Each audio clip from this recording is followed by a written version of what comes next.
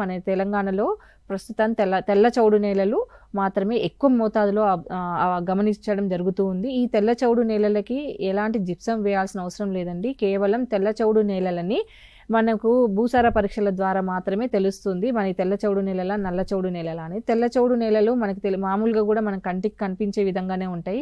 ఎప్పుడైతే పంట సాగు అయిపోయిన తర్వాత, పంట తీసేసిన తర్వాత పొలంలో పైన తెల్లటి పొర అనేది ఏర్పడుతూ ఉంది. ఆ పొర గనక మన పొలాలలో గనక గమనిస్తే అది తెల్ల చౌడు నేలలుగా గమనించవాలి. సో ఈ తెల్ల చౌడు నేలలు గనక మనం గమనిస్తే దానికోసం తప్పనిసరిగా మనము భూసార పరీక్షలు చేసుకుంటే మనకి ఈ తెల్ల చౌడు ఎంత మేర ఉందని తెలుస్తుంది. దానికి ఎలాంటి రసాయనిక పదార్థాలు కానీ వేరే ఏ పదార్థాలు కానీ కలపన అవసరం లేదు.